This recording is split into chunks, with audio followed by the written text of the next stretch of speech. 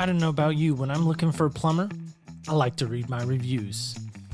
HomeAdvisor.com gave me some reviews on our sponsor, Art of Plumbing. Called them. They arrived on time. Immediately found the plumbing issue and fixed it right the first time. I called them last year and it was great. I called them again this year because I had a problem again. They came out, they fixed the problem. They even gave me solutions to help stop the problem in the future at 541-9405. Hey, come take a walk with me, not like you used to do. Do something different and put yourself in other people's shoes. Open up your mind and open up your eyes and change your direction, change your perspective. Welcome into Other People's Shoes. As you know, I am your host, Neil Matthews. Thank you so much for joining us today. Some people may call it the month of crazy. I myself, I'm not going to call it that. I'm not even going to stoop to that level. No, I'm actually going to call it what we all want to call it, right? It's the month of love. So are you loving someone today? Are you showing generosity to someone today? Now, I know some of us, when we think of generosity, we think, oh, it's Thanksgiving. No.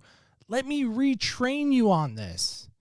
It should really be the month of February. So help me welcome in my guest, hailing from, hark the herald angels sing, from my beloved state. It is not the blue state. It's not a red state. It's a sky blue state.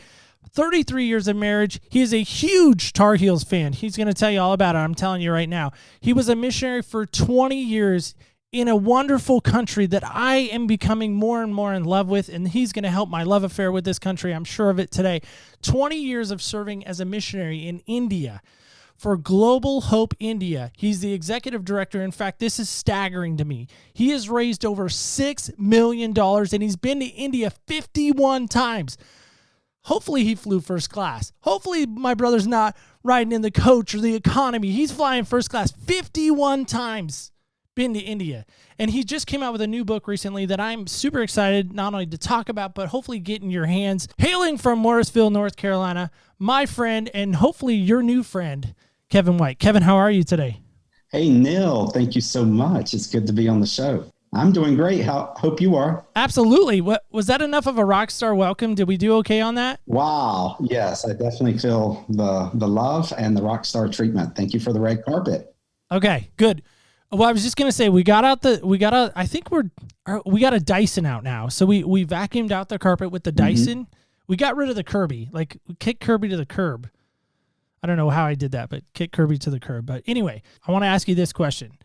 Kevin, before we go too far, what size shoes do you wear? That's an interesting question. I wear size 9.5, triple E. We call them duck feet in our family. I got them from my father and I've given them to my children. Very wide, short, stubby feet, duck feet.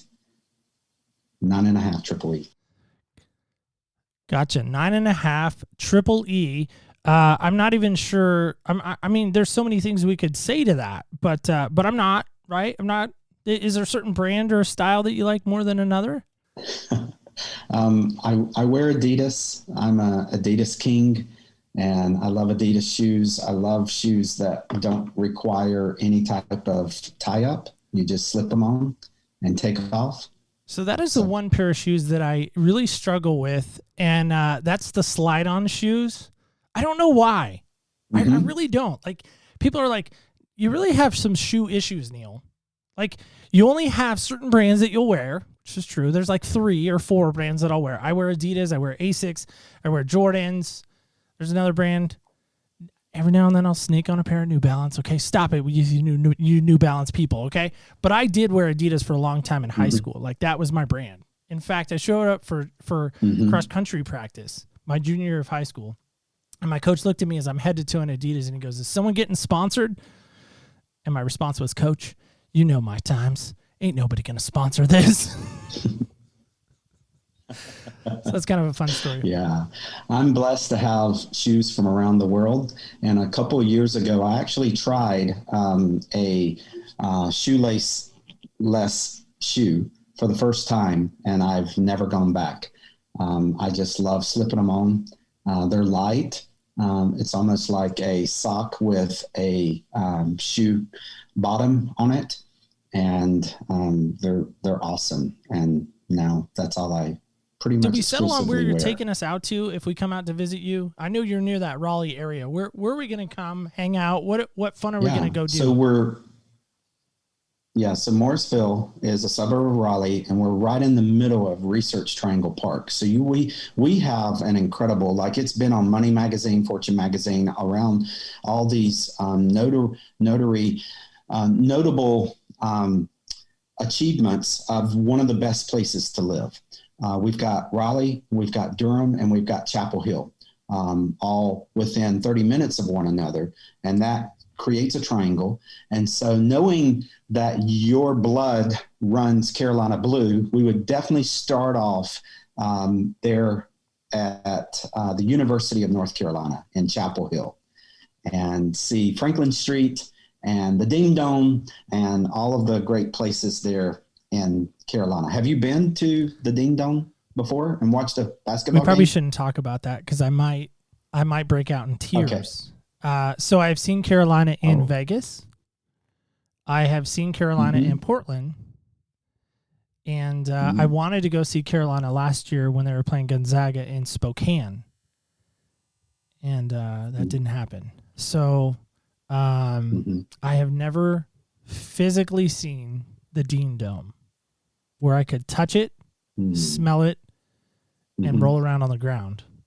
I know all those sounds weird to people, but I love Dean Smith, and I love his leadership, and I love everything that he built at Carolina. I just absolutely do. Yeah. And people tease me all the time about it. They're like, how can you be from Oregon and be this obsessed with Carolina? And I said, well, when you find a great thing, when you find an amazing, mentor and an amazing coach and amazing leadership style, you cannot help but follow that. And so with that, Kevin, I'm just curious, how did you bring that leadership, maybe that style similar to Dean Smith, to the India people? Wow. He just really instituted a confidence of just taking and putting Carolina on the map because of his life and his personality and his leadership. And so I hope that at my memorial, people will really remember the country of India because of my life and my personality. My leadership has really elevated the people of India in their mind. And I think Dean Smith's done that definitely for the University of North Carolina. Can we just skip on our tour? Could we just skip over that city that you named that starts with a D that I'm not even gonna say? I do. Yeah, I'm gonna have to beep out what you said there. Yeah. You were kind of swearing on my show. Now I'm gonna have to mark it explicit. Sure. Thanks a lot, Kevin. Yeah, we're in the Research Triangle Park, and we have Chapel Hill, and we have exactly, and we have Raleigh. But you don't really care for Raleigh either. I mean, they're not as bad. I don't think of them as a rival. But anyway, we could talk hoops all day, I'm sure. Yeah. So I asked this question too because we said at the onset, which one day somebody will actually get to hear my pre-show stuff. Maybe. I don't know. I'm still always embarrassed by pre-show stuff because it's that awkward kind of get to know you that I love to do. But I shared with you, and I don't mind sharing this publicly now, my second country outside of the United States as far as listenership, downloads, things of that nature is India. And I love the fact that Eric Nevins, first off, Eric Nevins connected you and I together. And I want to give Eric a little shout out right now. Halfway there, guys, go check it out. Amazing podcast. Eric's a great host and a great mentor of mine. Kind of a level of a Dean Smith, really. Just a great coach, great advisor. So thank you, Eric, for connecting Kevin and I today. But I say that because the India stuff in my mind, and this is where it gets maybe a little weird for some, but I actually started praying, God, will you send me someone who could help me understand the people of India better? Because again, this country, for whatever reason, likes other people's shoes. It is this, as I alluded to, it is the second most downloaded country I have outside of the United States. It is the second largest, country as far as downloads go for the show. And I really started praying, and it was an earnest prayer. I said, God, could you send me somebody to help me understand the people of India better, that I could walk in their shoes better, that I could understand their plight, that I could understand their perspective on India. And lo and behold, Eric emails me and says, hey, I got this guy. He came out with this really amazing book. It's really cool. I think you're going to love it. By the way, he's been a missionary in India. Now, Eric doesn't know about my prayer. Full disclosure. Eric knows nothing of my prayer. In fact, no one knows about my prayer. You know about it, and I know about it. That's it. And now our friends and those who listen to this episode will know about it. But help me understand the people of India, that I may never go there 51 times like you did, right? I may never get that opportunity. I don't know. But what calls you to India? Yeah. Well, 20 years ago, when I first went on my first mission trip over to India, at that time, I don't remember any people from India living in North Carolina. And now we are actually recording this, and I'm sitting in Mooresville, North Carolina, where the largest minority in Mooresville is the Indian population. And things have radically changed. And so I look back and I really just see the sovereign hand of God to take me as a follower of Christ over to India to really almost spiritually open up my chest and impart his love for the people of India into it, and then really call me to purpose my life that more people in India could hear about Jesus. And so I've really spent my life on mission with that intent. And it's funny that we're talking about other people's shoes, because I literally say God used India to change my life, because I saw orphans on that first trip that didn't even have a pair of shoes. I've said that probably thousands of times, tens of thousands of times. Orphans that didn't have a pair of shoes, didn't have a toothbrush, but if they knew the presence of God, they exhibited true joy. And I was going to come back to my own PK kids that had all of the happy meals of life and lacked that kind of joy that I witnessed in India. And so, I obviously love the people of India, and I love the country of India, and I can't wait to take you to India.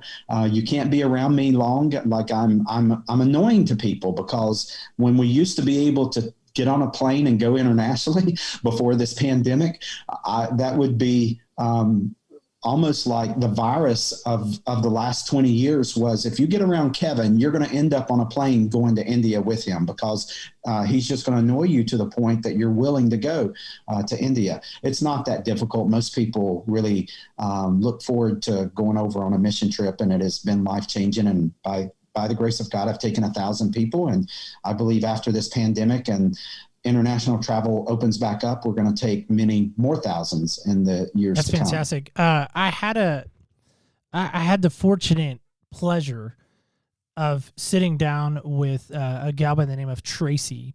And Tracy, her and her husband are the co-founders of Samaritan's Feet. I don't know if you know that, but they are in your neck of the woods, be honest with you.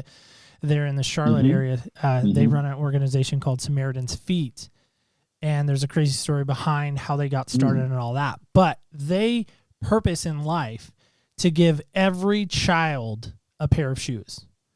Not only a pair of shoes, but a pair of socks, because they believe that those are the two key essentials to have a better life. But it's interesting to me that you talk about these kids in India without shoes, and immediately that's what I think about. I think about Samaritan's Feet being able to be there and to give shoes to people. So just kind of a cool connection there, especially with the Carolina connection. What do you think the greatest struggle the people of India are encountering on a day-to-day basis? Could you help me understand that as well?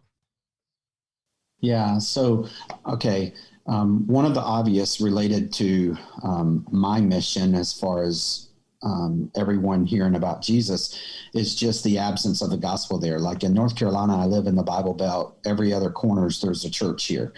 And there, statistically in the U.S., there is a believer for every 1.5 people. In India, there's a believer for every 18,000 people.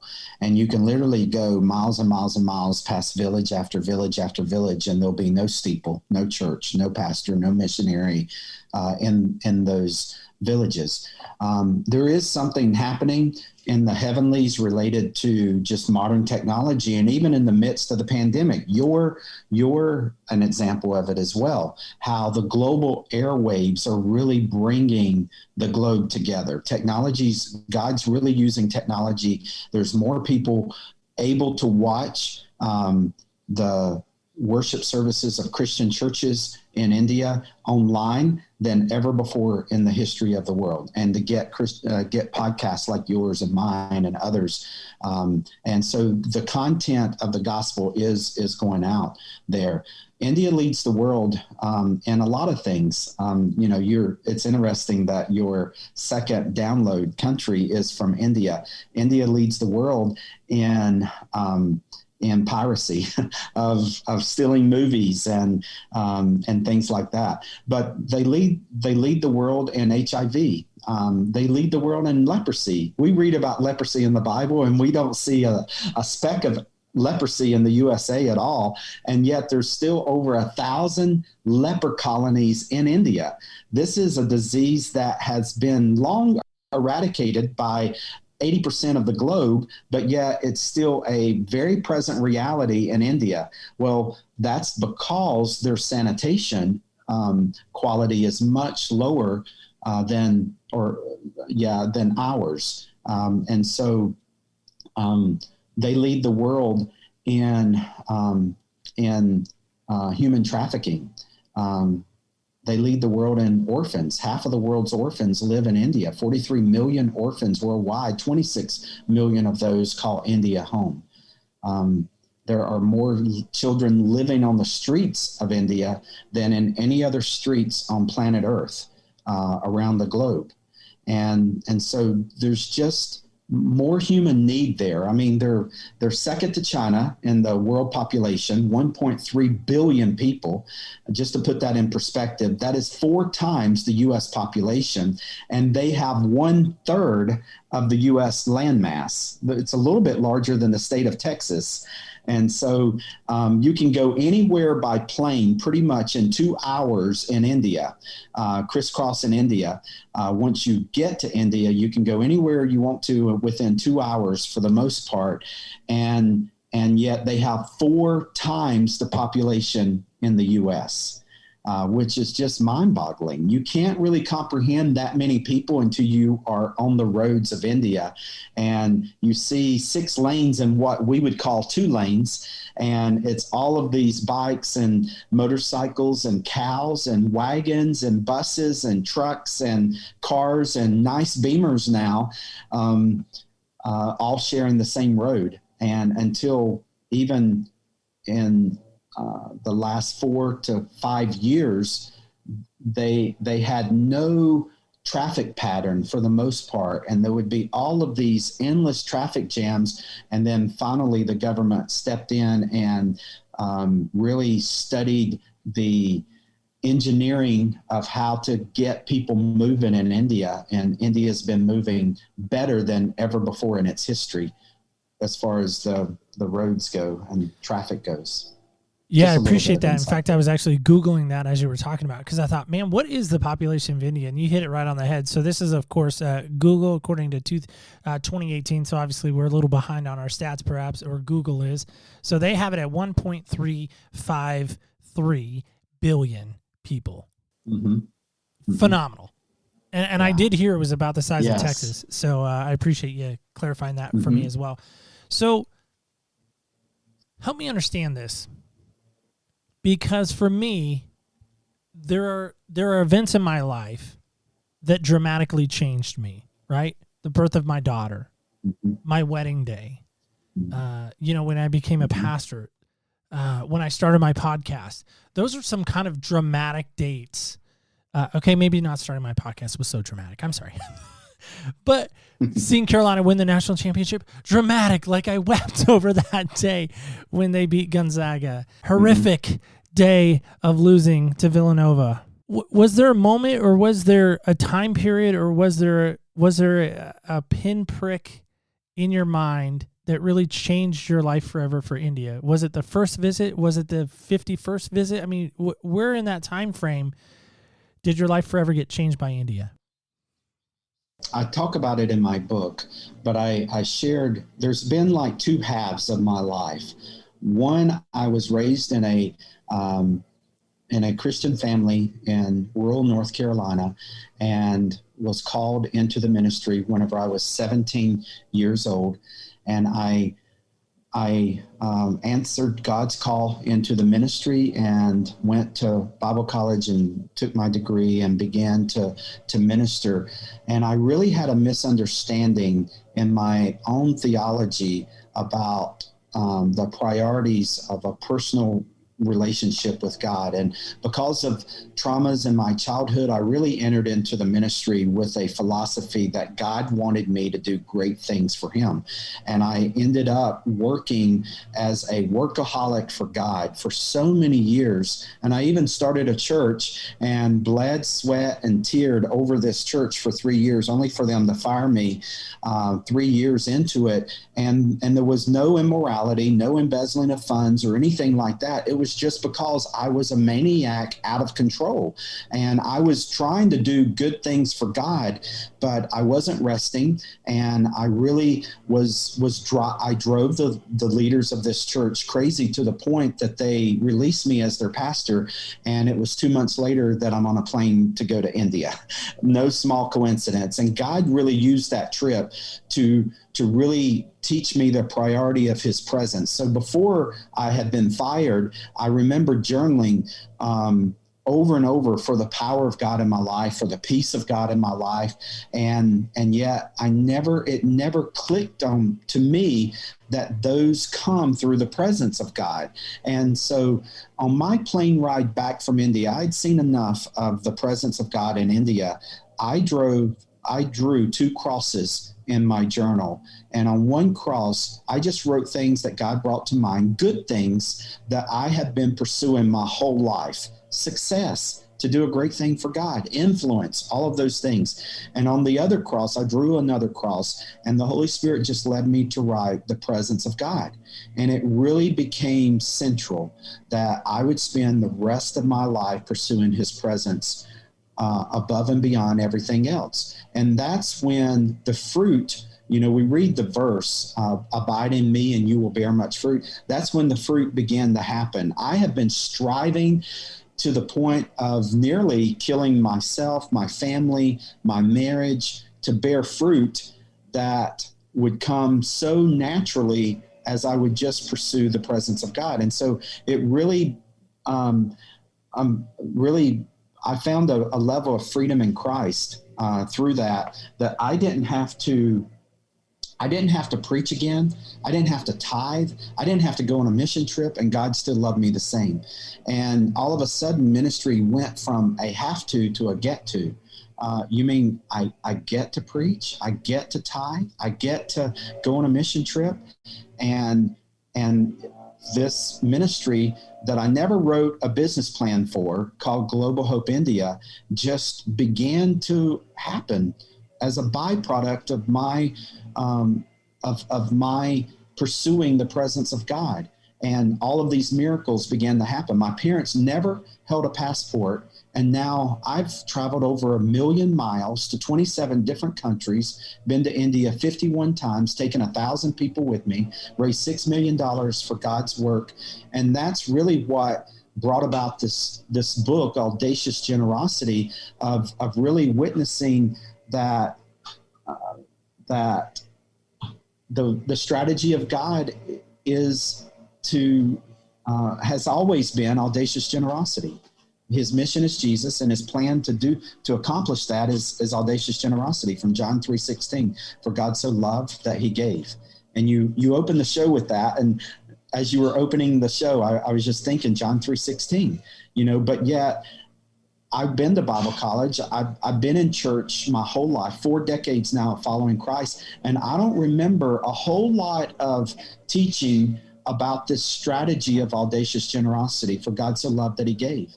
And now I see it, because fulfilling the Great Commission is as impossible as feeding the 15,000 in the feeding of the multitude. There is no human way to accomplish this, but God's got a strategy called audacious generosity. And so as more and more believers live with audacious generosity, we are going to see the Great Commission fulfilled. I love that a lot. I think, I know for me personally, being generous is a struggle. Mm-hmm. It is 100% struggle. Yeah. It's a struggle to tithe sometimes because my heart might not be in it. You know, Scripture clearly says, be a cheerful giver, Mm-hmm. right? Mm-hmm. People don't like to give away money. Yeah. Very often. I talk about that in the book. We love everything about generosity until it becomes open up your wallet and give. If it's giving somebody else's money away, I could do that all day long. I could do that. I could give Bill Gates money away all day long. Yes. You know, Bezos from Amazon, I could give his money away all day long too. Yes. Yeah. Give my $20 away though? Yeah, that's where it I don't stings. know about that. I don't want to let go of that, Mr. Andrew Jackson. I don't want to do that. Mm-hmm. But I don't want to give that Lincoln up. That's what I bring out in audacious generosity. The opportunity God has given each and every one of us is, it's not about from us, it's through us. And flipping it from to the through is life-changing. And once you realize that giving is what God puts in your hands, and that's all he's asking you to do is make your hands available for the Great Commission, there's no limit to what he can do through you. And just realizing God is the giver. I mean, like, I've been in services. I have probably preached messages that made people think that I thought they were the giver. And I really believe this is a revolutionary book in that it is identifying that God is the giver. It's not the people in the church that are givers. We will never be able to give in the capacity that is required to fulfill the Great Commission. But God lacks nothing. He is so kind and plentiful. And the more we realize that, like, just one quick principle is, we've all heard, you just said it, cheerful giver. We've all had that rubbed in our face. God loves a cheerful giver. Well, how do we deal with that if we're not cheerful about giving? Okay, well, I've already failed. And so we're just like, okay, well, whenever it comes to giving, I'm a failure. I'm not going to be cheerful about it. I'm a failure. Well, the reality is, we will never know someone more cheerful about giving than God. And until we experience him on that level, there's been layers of my experience with God. I remember experiencing Jesus. I remember experiencing the Father. I remember even experiencing the Holy Spirit and experience him as comfort, and on and on and on. And I really believe 2021, it's time to experience God as the giver, and a cheerful giver. He wants nothing more. Matthew 7:11 is one of my prayer points. I pray this over and over. If you who are evil know how to give good gifts to your children, how much more does your heavenly Father love to give good gifts to those who ask, to his children? There'll be no more cheerful giver than our heavenly Father. I think that's the key, right? So I want to get into something really quick, a little segue if we can. You talk about your ministry life, sure, and you talk about kind of stepping away from that and leaving the church that you were pastoring. And that's probably I would imagine, a very painful situation. So here's my question. A step of faith. So here's my question.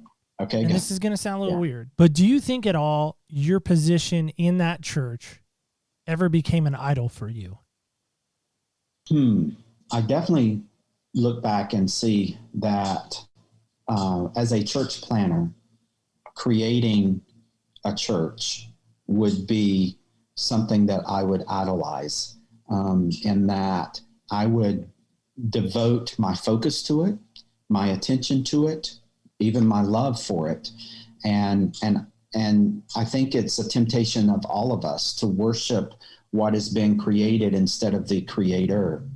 And, it was after all this, and I went to India, that I really began to realize what that verse means. Unless the Lord builds the house, they who labor in vain. And our pursuit is always to be of him, and our love to be for him, and our passion to be for him. And the church is just one of those creations. It's not the creator. Well, the reason why I asked that question that way, and first off, thanks for answering that and being honest on that, is I think, and I think there are those that would maybe echo this, I would hope, that if there's an idol in my life, if there's an idol in your life and that's stopping me from doing what I'm ultimately called to do, I got to get rid of it. And once I get rid of it, it almost is like this open door happens. This line of communication then can begin to flow back and forth. The river has not been dammed, right? It has not been blocked. The stream has not been stopped. And so what I'm wondering is, once that idol, if it was an idol in your life, got out of the way, God's now like, hey, Kevin, I don't know if you know this or not, but I have this amazing thing for you. But you can't get to there yet because you have this in your life. You can't be a generous giver because you have this thing in your life that you can't get rid of. That the only way you get rid of it is if you submit it to me, nail it back to that cross, and get rid of it. Then I have this amazing thing for you. It's so amazing that it's going to blow your mind. Because again, I think if you, and again, help me with this, but I think if I would have talked to you roughly, I don't know, 40 years ago, roughly, maybe, and I said, hey, Kevin, I'm from 2021. My name's Neil. I have this crazy podcast called Other People's Shoes. I'm obsessed with North Carolina. Maybe we joke about that for a few minutes. And I'm going to tell you, you're going to go to India 51 times. You would have thought I was crazy and probably try to get me admitted to some kind of psychiatric ward, right? I was 13 years old. Right. I probably would have used a 4-letter word in response. But that's my point, right? But what if God had you on that track all along?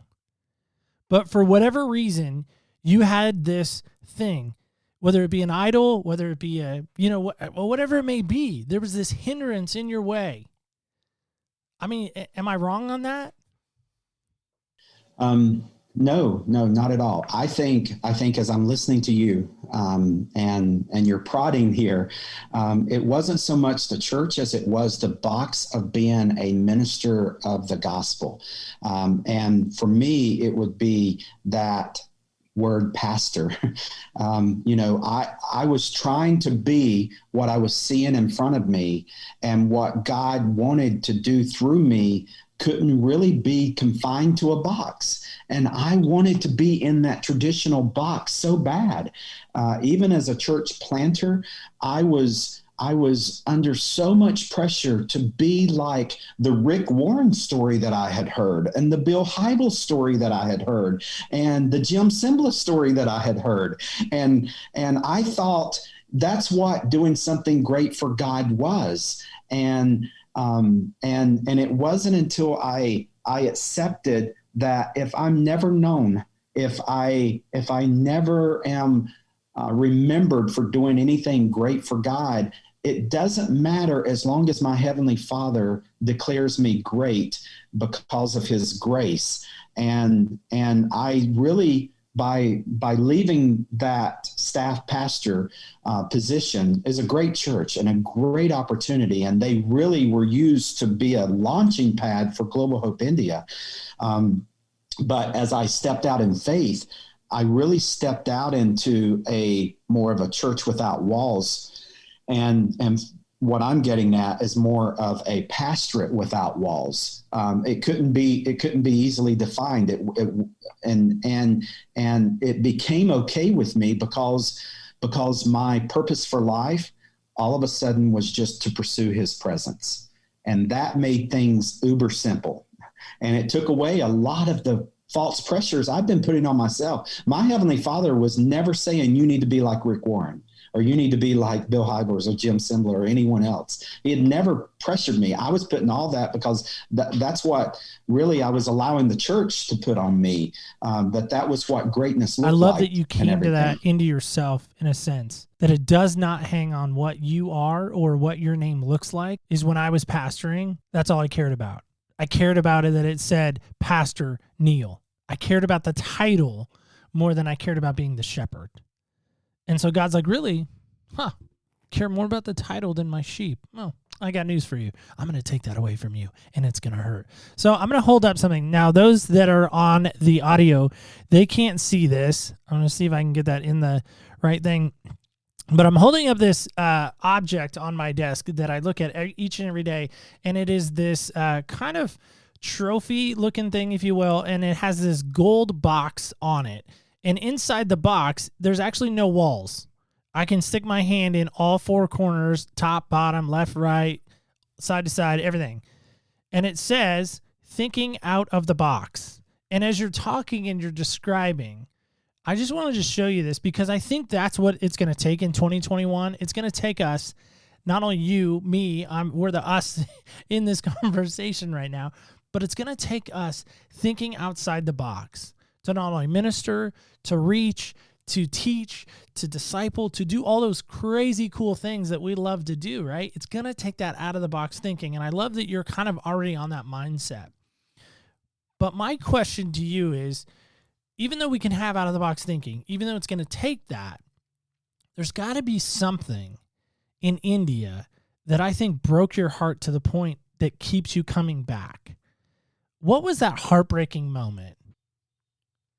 On that first trip, I did pray a prayer that I look back and I really see the impact of that prayer because I'd seen orphans without shoes and without toothbrushes, and I'd saw churches without Bibles and without budgets and bulletins. I prayed, God, let me bring all three of my kids to India to see your work here in India. And by the grace of God, our whole family has gone over and served in India at various times and together. And I really look back and just see how God answered that prayer. And that's probably been the fuel for me going back. What keeps me going back is just the reality that there are so many people still alive on planet Earth that have never heard about Jesus. And you can go to whole villages in India and ask them, who is Jesus? And they say, I have no clue what you're talking, never heard that, never heard his name. And that seems so foreign to us. We feel like, that is as common as, Amazon is, or whatever, we have recently heard of and seen grow here. But statistically, there's 7 billion people alive, 4 billion have access to hear about the gospel, and 3 billion still have limited to no access. And one of those billion call India home. India is right in the middle of what we would call or refer to as the 1040 window. And so I just feel at times I wrestle with the Lord. How do I get to know about Jesus and live in the U.S. with so much luxury, and yet there's 1 billion people in India that have never even heard yet? I can hold multiple Bibles at any given time, and there are 1 billion people in India that have never held a Bible.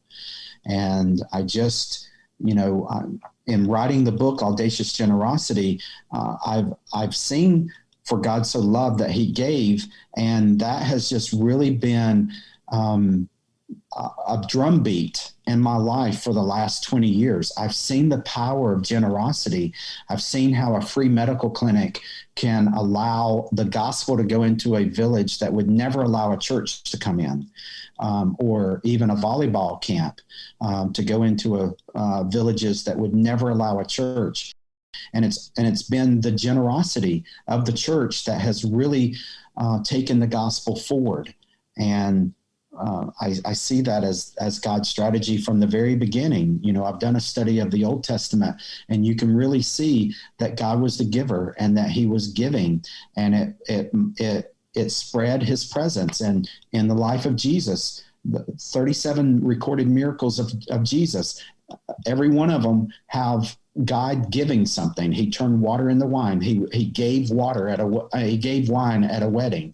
He gave sight to the blind. He healed the woman with bleeding, and on and on and on. It's God being the giver. And all throughout the New Testament and in 2021, God is the giver, and he uses audacious generosity to extend his presence on the earth. And so we exist, Global Hope India exists to give access to those that don't yet have access to hear about Jesus. And that's what we will continue to do. And it's just a passion that will not go away. I can't go to sleep at night and not wake up the next morning and do something about it. And I'm grateful for a God that empowers us to be able to have these opportunities to watch him work like that. That's fantastic stuff. So, a couple of things as we start to wrap up. I think you answered this, but maybe more succinctly, why should anyone care really about India? Because let's face it, I mean, how long does a plane ride take? Okay, so a full 24 hours. So it takes us a full 24 hours to get to India, right? With all of our little stops along the way. Mm-hmm. But why should someone care about India? Because they're, like you said, they're 24 hours away from us, plane ride. Like they're kind of out of sight, out of mind. But why should we care for them? Yeah. Because God cares. I've been talking about John 3:16. Well, the word actually says, for God so loved the world. And if your world is only your current neighborhood, then you're really missing part of God's love for the other parts of the world. And India is a part of the world that he created. For God so loved the world. That's the U.S., that's Japan, that's India as well, and all the countries. And even Revelation 7:9 through 12 gives us a picture of how the story is going to end. And it says that there were people there in heaven before the throne worshiping Jesus of every nation, every tribe, every tongue. And the U.S. has been very fortunate to have exposure to the gospel. And our gratitude is going to be best witnessed as we share that with others. And India has not been as fortunate as the U.S. and as some other countries. And that whole 1040 window is where most of the 3 billion people that have limited access live. And so for God so loved the world, and if we're going to follow that God, then eventually we got to let him put that love for the world in us. Would you ever move there permanently? Good question. And I wrestle with that because even going back to the stereotypical pastor, I looked at the stereotypical missionary, and that was pack your bags and go over. And it really took a while for God to get it through my thick skull that he wanted me to be in the USA so that I could, take those 1,000 people over. If I just moved over to India, I probably would never have had 1,000 people that I'd taken over on mission trips with me, and maybe even raise the amount of money that we've been able to raise. And we're just getting started there. But yeah, he's given me definitely clarity that my location is the U.S. and my calling is India. And I have a foot in both countries at any given time, and my heart in both countries at any given time. I love that. Do you know what audacious means? Have you ever looked up that word? I have. Yeah. It's just a reckless abandonment to give with risk in the context of audacious generosity. I just Googled it. So there we are. So showing an willingness to take surprisingly bold risks. I like that. Surprisingly bold risks. Because let's face it, I don't know about you. I mean, you're maybe the exception here, but jumping on a plane and being on a plane for 24 hours does not sound exciting to me. It does not. Unless we're in first class, might have a different story. But I say that because that would to me is a very surprisingly bold risk to do that. To have that kind of dual citizenship between the United States and India, because really you're physically here, but your heart, mind, soul, energy, efforts are really in India. Yeah, for sure. So why write the book? I mean, I've heard it said, I've had a number of authors on, as you know, because we have this amazing website called opspodcast.com where we put amazing books such as yours, Audacious Generosity, right at the top of our page. Well, sort of at the top of the page, because as you pointed out, Dean Smith's book is at the top, but it's towards the top. It's right underneath Dean Smith's book, but towards the top. But I say that because I've heard it said from authors who come on and say, there's a book inside of all of us. It's just down deep inside. You just have to get it out. I just had to share this story. Like, I hear that all the time, and I almost feel like, gee shucks, here we go again. We're going to hear that. But tell me in your own words, why on earth would you create a book that really is challenging people to be generous? Why is that a passion lane for you? Yeah. So for me, it really turned into an assignment from God. And it's an interesting story that I really value, in that now we know what 2020 looked like.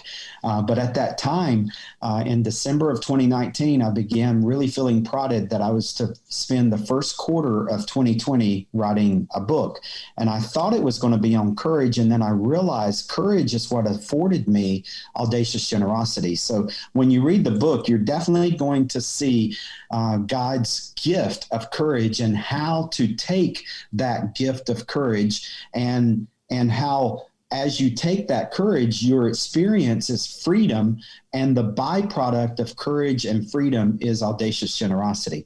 And so long before COVID-19 was in my vocabulary, I began sensing this prodding of the Spirit to start writing. And I came back from India January the 7th, 2020, and I met with a communications coach January the 27th and 28th, and we laid out the chapters of the book, and I finished by May of 2020, turned it over to the publisher, and then it hit Amazon in November.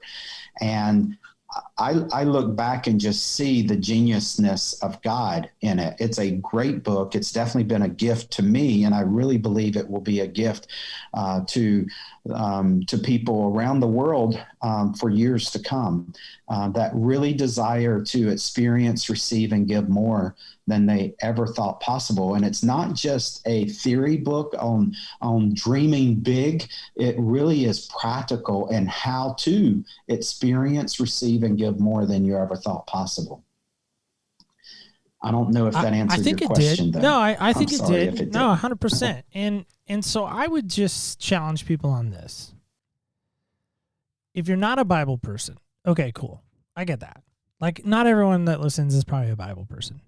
But ask yourself this question, just as we wrap up. And Kevin, I want to give you a final thought on this after I share my little thing here. Okay, if you'll be ready to respond, hopefully. But what is one area that you can challenge yourself in this next year? Because for me, now I'm a Bible person. I've read the Bible a few times, all the way through. But there is one area in the Bible that maybe not a lot of people know about, and it's this area here. It says, challenge me in this, test me in this. The scripture actually says, test me in this, and see if I don't hear from heaven and open the floodgates. And it's actually referring to your finances. Believe it or not, it's actually referring to your finances. So if you are a Bible-believing person, and you are a person of faith, and you're hearing me right now, I want to challenge you on this. Ask God to really pray into this and test your finances on this. And I know I just said the F word. Finances. It's almost worse than that school 8 miles up the road from my beloved school. It's of that same category. It's just when we talk about finances, like, people immediately shut down. They don't want to hear anymore. But Kevin, why should people hear more? Why should people want to hear more? Yeah. I mean, Jesus gives us the promise. It's more blessed to give. We are more blessed when we give than when we receive. And it is an incredible blessing to receive. We all know it. But yet we run away from giving. And if we only knew the treasures of God set apart for those that understand the gift of giving, every one of us would be running toward that. And I just encourage your audience and all of us to really see an opportunity. Either we can resist this or we can run toward it. Why not run toward it? Why not put God to the test? It's really, you just said it, and it's the only area that he says, test me in this. He doesn't say that in any other area. So why not put him to the test? But why not do it in the context of it not being what's in your wallet, but it's in what's in his heaven? And watch what happens to your wallet. I talk about the prosperity gospel, and we're about to end the show, and let's do it with some cliffhanger here. It's not about getting all the airplanes and all the houses and all the material possessions of life. It's really, I define God's more in the book as more of himself and more for himself. But don't you dare tell me the gospel is not prosperous.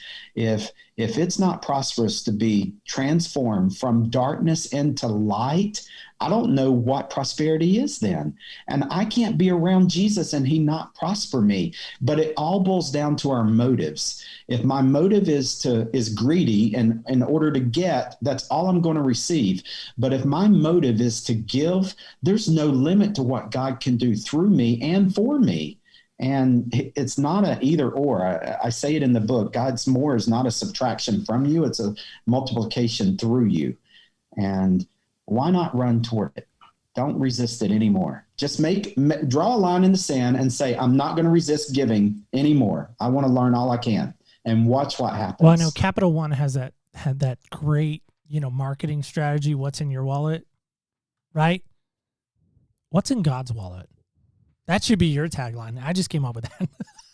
What's in God's wallet? Because really what's in God's wallet is so much greater than what Capital One has to offer for you. So sorry, Capital One. Hopefully you won't ever take away my sponsorship. So Kevin, really quick, how can people get the book? I know it's on our website right now, as I mentioned, Books I Love. It's there, but where else can they go to not only hear more about you and India and everything else, and how can that happen?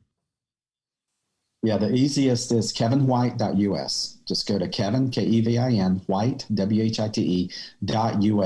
You'll see the charities there. You'll see the book there. You'll see a project called the Generosity Award there. I'd love to connect with you. Absolutely.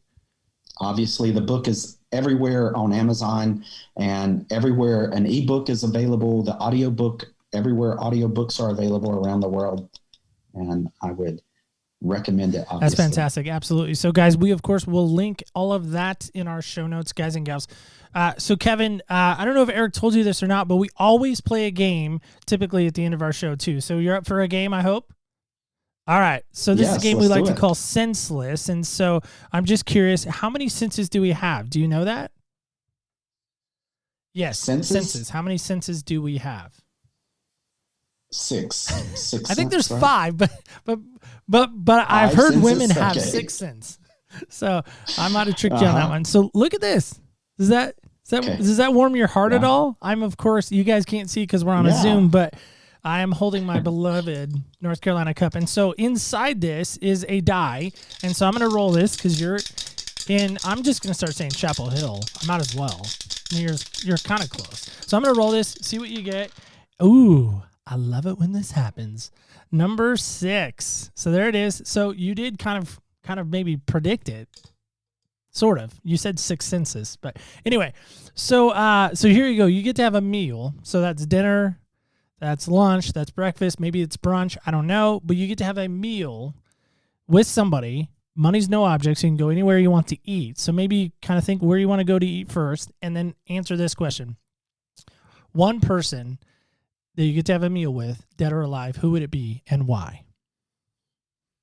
Oh my goodness. You should have prompted me. Nope, no this. prompting. That's why I do it. One person, dead or alive? Oh, dead. Yeah, dead or alive. Dead or alive. I mean, you want the stereotypical. I mean, most people say Jesus, but come on, we're better than that, Kevin. I know you're better than that. Moses. Yeah. Billy Graham. He's in your neck. Well, he was in your neck of the woods. He's in that Carolina area. Yeah. All right. So where are you going to eat with Billy Graham? What are you guys eating? Well, here locally it would be the Angus Barn, but national chain would be Bonefish Grill. How about that? You and Billy Graham. So yeah. So okay. So you're in this restaurant, right? You're sitting chilling with Billy Graham. I think you drink coffee. I don't know. He strikes me as a coffee guy. Maybe you're having a cup of coffee before your meal comes. What is the one thing you would ask Billy Graham? Wow. His definition of success and his strategy for for being successful. Why is that so important to you to know his strategy and to get his definition of success? Because I mean, I consider him to have lived a successful life and been successful, ran a successful ministry that continues even today. That he would become America's pastor, pastor to so many presidents, and probably even one of the foremost global pastors of all of history. And so just would want to glean anything I could from him, to learn from him. Yeah. What a great guy to learn from, right? Yeah. Yeah. And have a meal with him. I mean, that would just be fantastic. Yeah. So Kevin, thanks so much for coming on. Thank you, Neil. What a pleasure. I hope you had a good time. I had a great time. Okay. Yeah. Just checking. I want to do two things though. All right, go ahead. Two things as we wrap up. We're going to go to Ding Dong together and watch a basketball game. My treat. You just get to North Carolina and I'll make the tickets happen. But then let's go to India. I would love to go to both places because I would love to go and wear like other people's shoes, t-shirts or sweatshirts or some sort. I'd get you one too. So we'd be like twinning. We can record a podcast in India. Oh, how fun would that be? And then I would love for like somebody to walk up to me and go, yeah, I've listened to your show. I know. Like that would like be for me a dream come true to meet somebody from India who has listened to the show to say, hey, your show's made an impact. If we could end this show with you're going to be in this location in India next week, you would definitely have people waiting for you when you got there. Promise. That would be fantastic. So let me just say this to my India friends. I don't know you. You don't know me. We've never met, but I want to invite you.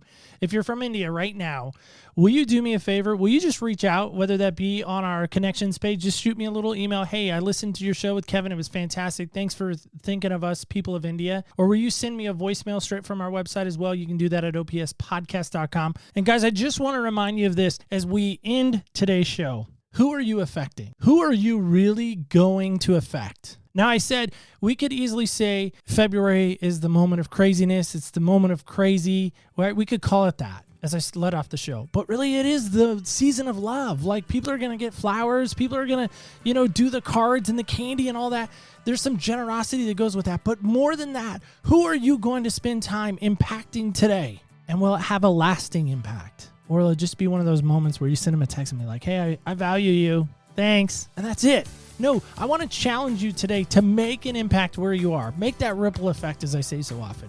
So do that. Let me know, as I said, through our connections page or through our voicemail, opspodcast.com. Stay tuned until next week. You're not going to want to miss it, but I just want to remind you of this as we leave. Remember, when you walk in other people's shoes, you really do get a different perspective on life. I want to thank my guest, Kevin, one more time. Guys, thank you again for listening. And again, stay tuned until next week when we walk in other people's shoes. Thank you so much for joining us on Other People's Shoes. As you know, I am your host, Neil Matthews. Want to say thank you again to Kevin. Guys, if you're interested in his book, Audacious Generosity, please go check that out now at our website, opspodcast.com. Under Books That I Love, right towards the top, as I talked about in the episode, it is available to you right now. And let me tell you, get behind this movement. Now, Kevin did. It's an open invitation for me to go to India, me to go to a Tar Heels game, and I'm just going to be really candid right now. I'm more excited about going to India and connecting with so many of these amazing people who have taken time to not only download, but hopefully listen to the show. And my challenge is still out there. If you, right now, if you're in India and you're listening to this and you're hearing my voice, I would love to know and hear from you. So, and that goes for really anyone. And how can you do that? Of course, opspodcast.com is, of course, a great place to connect with me there. There is a connections page. There is also a way to leave a voicemail. Both ways are an amazing way to connect with me. And, of course, you can always connect with me on Instagram, Facebook, and Twitter at OPS Podcast Show. A little different than our website. Before I get out of here, though, I do want to give you a little sneak peek of next week's episode. And let me tell you, you're going to need some keys to unlock this door. And here's a little sneak preview of next week's episode. I think for me, it's when I see the aha moments. You know, I'm working with a client and they're struggling with either depression, anxiety, ADHD. I mean, just a number of different issues, eating disorders. And I see that aha, like I've reached them. And it could be weeks, it could be months. But when they're finally on board, because it's hard, it's really hard to do the work and try to repair some of that damage, because you have to go in and kind of go back in your history and kind of really work and repair some of that stuff. But you've got to face it. That's right. We're going to be sitting down with a very good new friend of mine, and her name is Sandra, and she's a new author, and super excited to not only talk about the work that she's been doing and helping people unlock that proverbial locked door in their life, but also getting deep into her story on why she was behind her locked door herself. So stay tuned for that. That, of course, will take place on Wednesday. That's when all of this starts again. So Wednesday, mark your calendar or just hit that subscribe button, either one, and we will be right back in your earbuds or AirPods or headphones, whichever you choose. Just remember this: when you walk in other people's shoes, you really do get a different perspective on life. Want to say thank you again for listening, and stay tuned till next week when we walk in other people's shoes.